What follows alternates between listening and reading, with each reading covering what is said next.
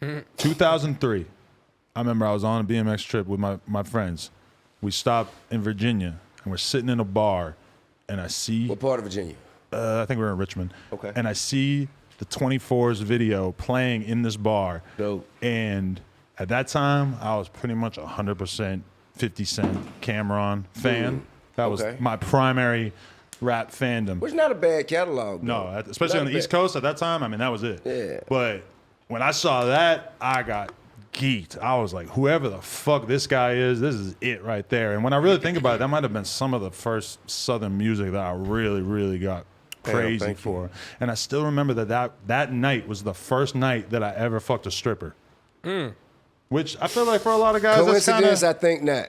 It could have influenced it.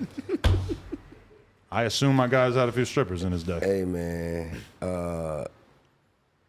Back in telepathically, I delivered the energy to you for you to receive. Use it on your behalf to apply it to the circumstances that led to your experience. I saw the angle on that hat. You dig what I'm saying? I was like, man, I'm fucking something tonight. Yeah. Yeah. For the first time. I didn't lose my virginity, but my first stripper who had tattoos all over, big ass fake tits. You know, I was feeling myself. Like I didn't know I was built to be able to get pussy like that at that point in my life. You weren't, but then you heard me. Then you know what I'm saying? Pose. You weren't.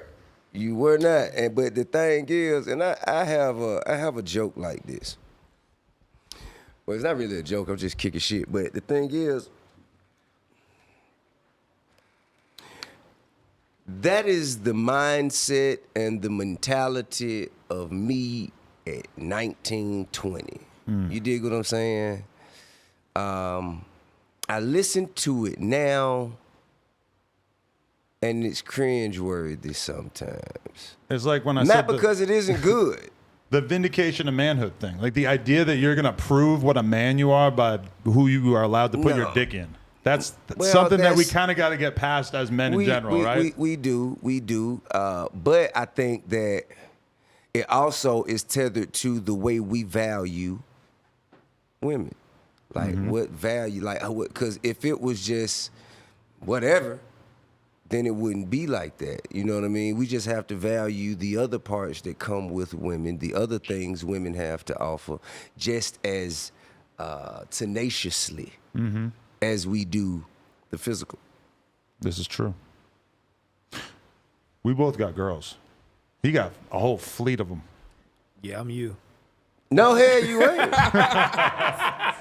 I only got one, but he got grown. He got like a 12-year-old and a bunch of young-ass kids. Now, what you mean by you, me? Tell me about I'm that. talking about kids. I'm just as far as... You got 12 kids? He a girl dad. Damn, you got 12? I got catching up. Nah, he said 12. No, how many? not 12, I only got 4. No, one of them's 12 years old. That's the oldest one, I think, right? Got it. Hell no, I ain't got no damn 12 kids. Nah, I ain't got 12 either. I got a little over half a dozen.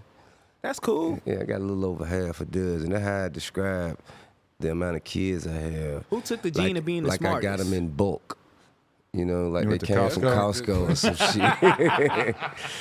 Hey, man, let me tell the jokes here, okay? Beat him to the punchline. Get off my Now, dick. that's bad podcasting. Get off. Okay, guys, we want to thank you so much for getting us to 100,000 subscribers right here on the Clips channel. If you want to support, please click that subscribe button. We're trying to get to 200K.